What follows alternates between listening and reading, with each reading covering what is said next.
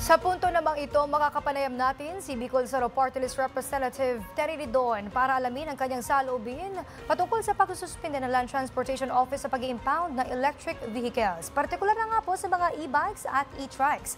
Magandang hapon po, Kong Terry. Si Princess Jordan po ito ng Congress News.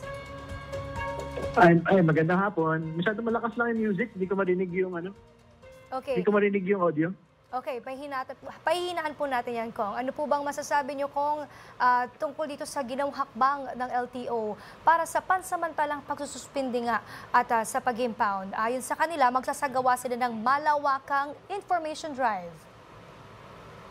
Okay na yun. Magkaroon po ng information drive. Very important din. Siyempre na magpatawag sila ng pagpupulong sa mga stakeholders ko. Ano yung mga ways forward na pwedeng mangyari.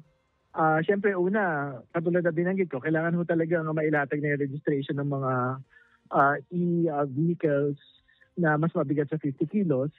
At yung lahat po ng mga nagmamaneho po ng mga more than 50 kilos na mga sasakyan, dapat magkaroon na ho sila mga lisensya. Yan yung unang dalawa. No?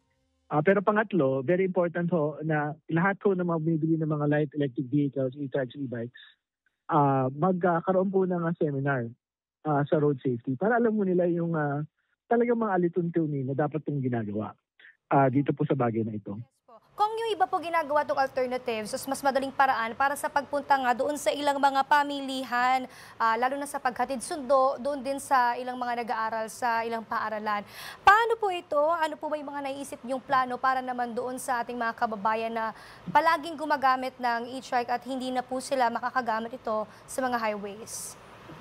Hindi, malinaw naman ho yung binanggit na LTO kanina. Basta po yung highways po natin ay meron pong mga bike lanes. Pwede nilang gamitin yun.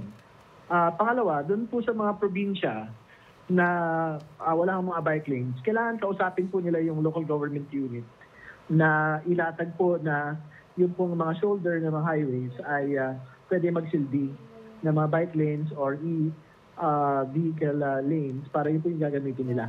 Para makapag-traverse po sila sa mga public highways pa rin po natin.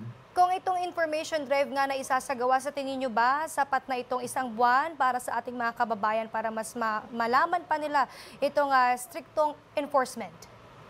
Yeah, again, hindi pwedeng information drive lang kasi ibig sabihin walang nagbago eh.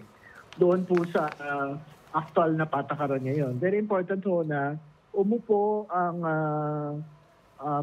LTO, DOTR, kasama ho ng Kongreso, Senado, at mga stakeholders po ng e-vehicles para ano pa rin pwedeng ilatag ng mga bagong patakaran dito. Kasi siyempre, kung information drive lang, nang walang pagbabago sa aktual na mga patakaran, hindi natin malalaman kung ano yung mga dapat gawin ng pong mga kababayan natin ngayon hanggang January 1, di ba?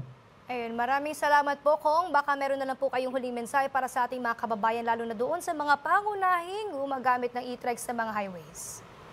Bantayan lang ho natin. So, yung pong mga reglamento ho na kailangan gawin, yung registration, paglilisensya, sundan po natin yon. Pero again, hindi ko pwede mag-impound ang LTO ngayon hanggang January 1. So, hopefully, yung pong palugi po ng isang buwan, marami pong mapag-uusap na pwede pong gawin dito. Okay, maraming salamat po, Congressman Terry Ridon. Mga kababayan, yan po ulit, si Bicol Saro Party Representative Terry Ridon.